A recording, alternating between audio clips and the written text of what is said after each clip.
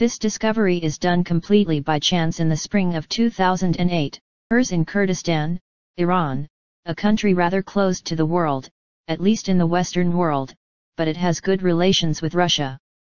Although hidden until today, 2015, we managed to know by what has published the Russian press, thanks Google. The discovery occurs in a work, when digging the ground to make the foundations of a house. Then appear a mausoleum containing 3 coffins, and after more concise excavations, a layer of ground containing the remains of an ancient civilization and the ruins of a city. By the stratum in which it was found, but also thanks to the artifacts found inside, archaeologists determined that the monument and the city were built sometime between 10,000 and 12,000 years old, a date quickly reviewed by the Islamic authorities after publication of the finding in the Russian press. The Iranian authorities publicly said that the ruins had a 850 years old, which obviously does not correspond to the facts and is, again, an official lie. Of the 3 sarcophagi found in the mausoleum, we only have photo evidence of the first 2. We know nothing of the third, or their content, or who was inside. As can be seen, it is very difficult from the photos to determine the height of the individual, which does not seem to be a giant, even if it seems to be very high. Wearing a crown, suggesting that it was the sovereign of the city, and was buried, as we shall see later, with his wizard, which makes me conclude that in the 3rd sarcophagus should have his wife queen. There are gold coins placed on the eyes of the king, which is a well-attested habit of antiquity, first thrust to the official lie that the ruins are the 12th century. We observe Caucasian features, but copper skin. The individual 2nd sarcophagus shares these same characteristics. We leading gold ornaments with precious stones guess, but I find strange.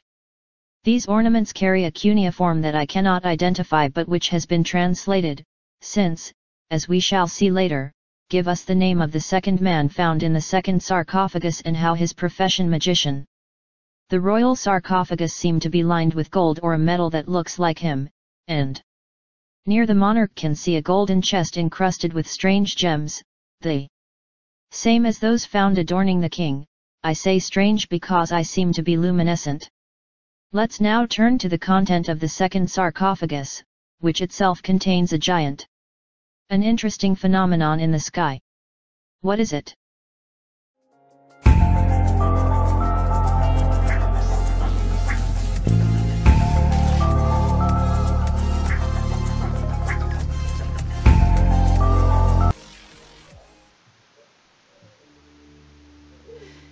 Have you ever wondered why schools teach so little, if anything, about the world's first advanced civilization?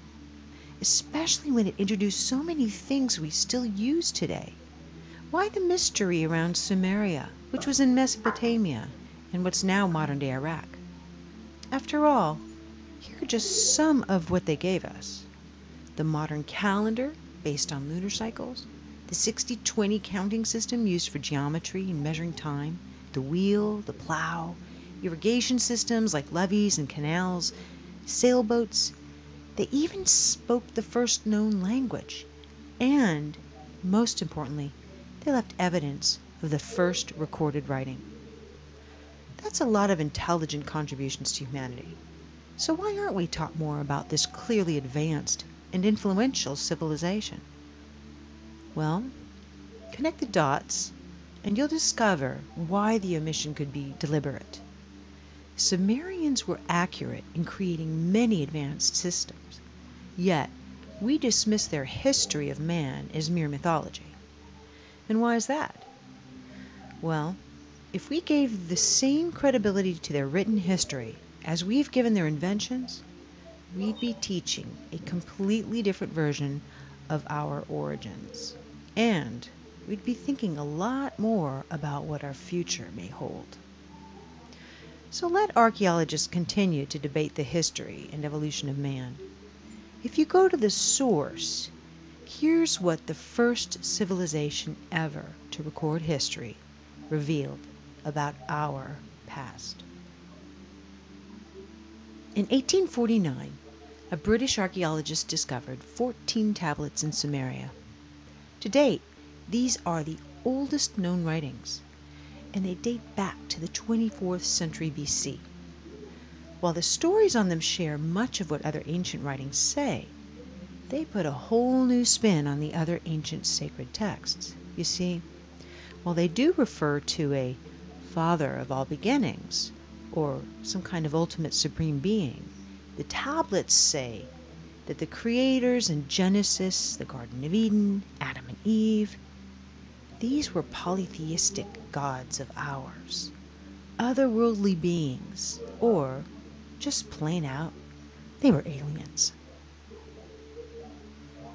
The entire first two tablets explain who they were and where they were from. Tablet 3 tells of the 6 days of creation, or settlement, on Earth. Later, they explain how the human race was genetically manipulated by these beings and did not evolve randomly. Even the technology Sumerians gave us came from these beings. Are you interested now in knowing more about what the Sumerians had to say about our history? Here are selected legends from the 14 tablets and their parallels with other ancient sources.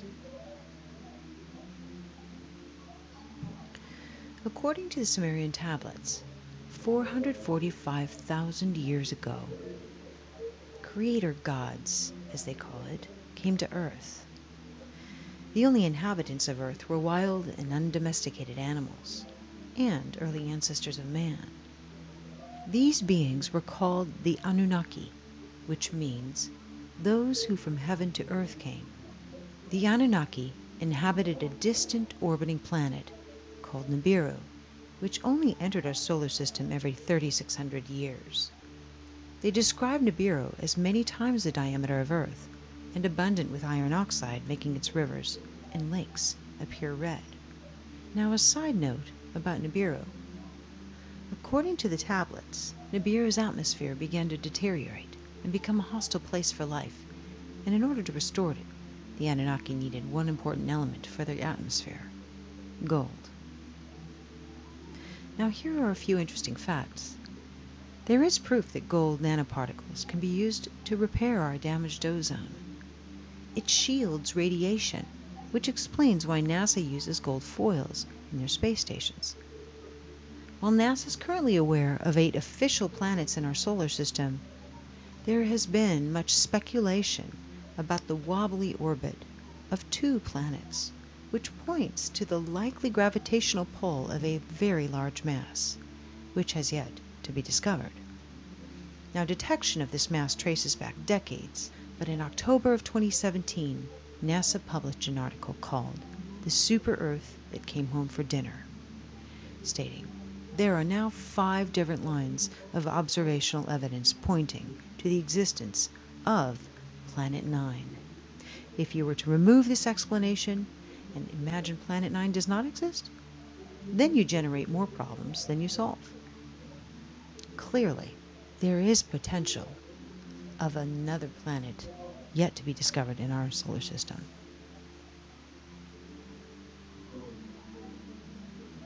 Now, when the Anunnaki arrived, they were capable of living lives that spanned hundreds of thousands of years.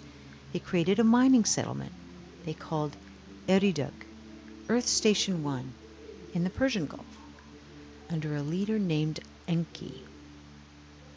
The tablets convey, after a kingship descended from heaven, it was in Eridug.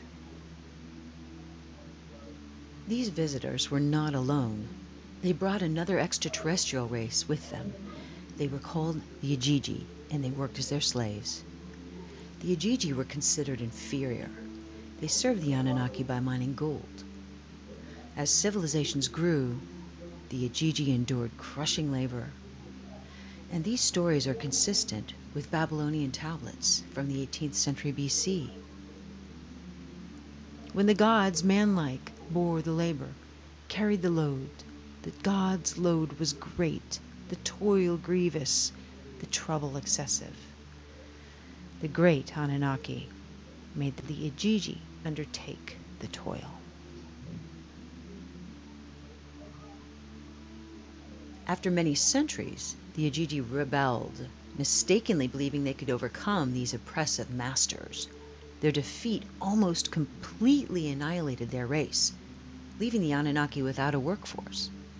Unable to replace the Ajiji, Nibiru's ruler, Anu, ordered his son Enki to genetically engineer a new slave race, one that was intelligent enough to perform complex work but still be subservient to the Anunnaki.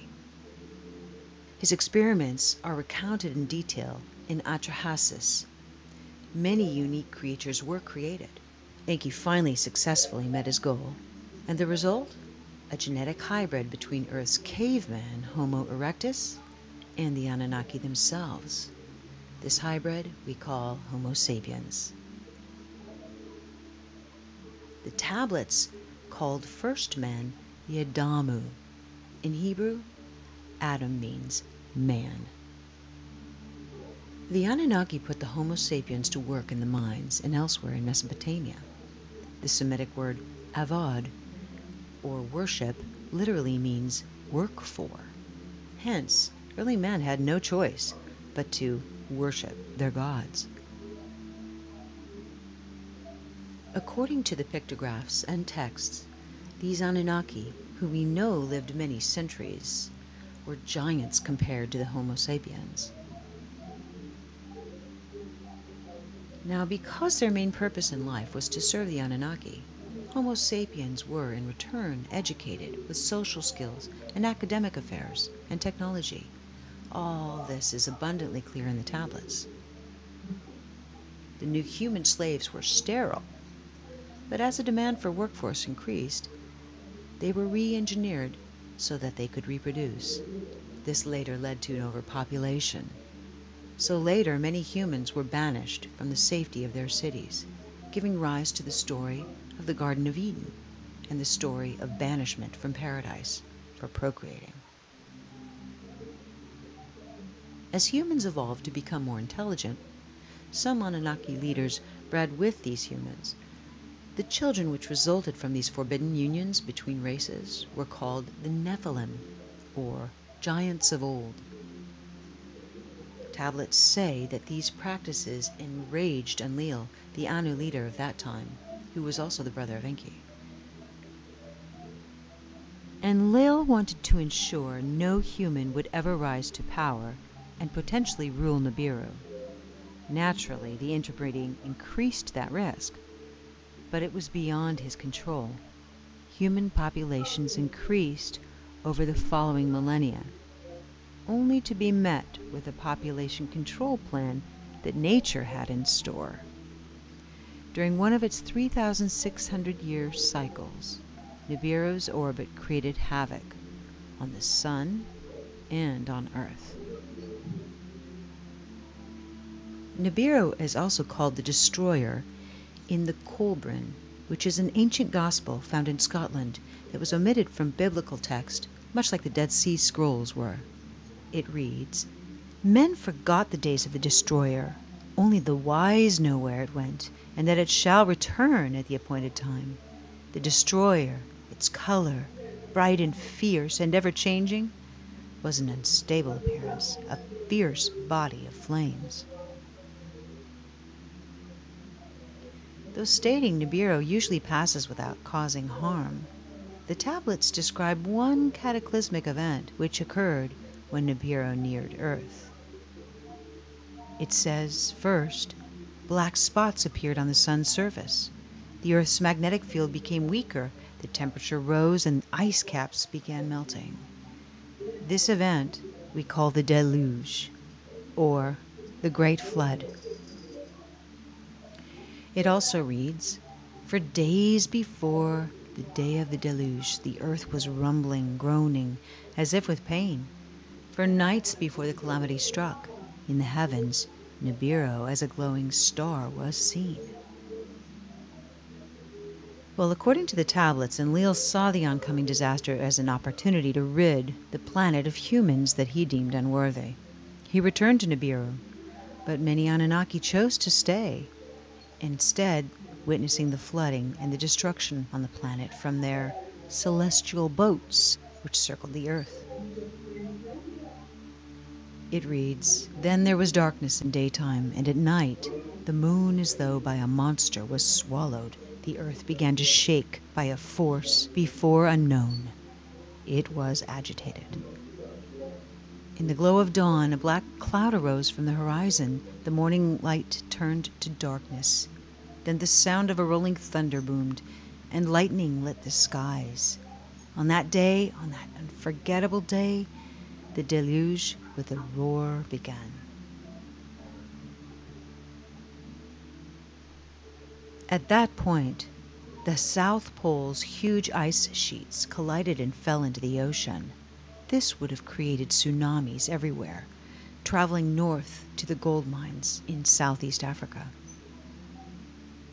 The tidal wave continued north until it reached and submerged the city of Eden, one of the first Anunnaki settlements on Earth, now located somewhere at the bottom of today's Persian Gulf. Witnessing the cataclysm, Enki, who felt sympathy for his creations, instructed his chosen ones to build boats. Among these few humans was Zayasudra, we know as Noah, and his family. A great storm with heavy rains started. The tidal wave kept sweeping the earth for 7 days until it finally came to a halt. But the heavy rains continued for 40 more days and nights. The story of the deluge is recorded in almost every civilization on our planet. Core ice samples taken from Greenland and Antarctica illustrate that at the height of the last ice age, the sea levels were 425 feet lower than they are today. And, more importantly, there is a clear indication of a rapid sea rise. After the deluge, reconstruction of a new spaceport began. The text describes how the Anunnaki made their buildings according to the position of the stars. It reads, "Let the heart of the plane, the heavens, reflect."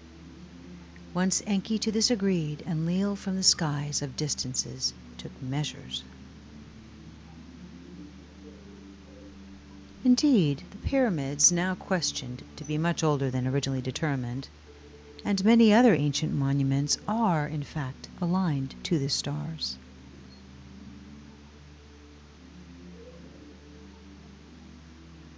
When the Anunnaki finally left Earth, their influence had reached every corner of the world, from Mesopotamia to India to South America. Before they left, they gifted humanity the Sumerian civilization, which was inexplicably advanced for its time, having made a sort of a sudden appearance as a mature and highly organized culture that came out of nowhere. The Anunnaki taught the Sumerians their way of life and established monarchs. Now here's where it gets interesting.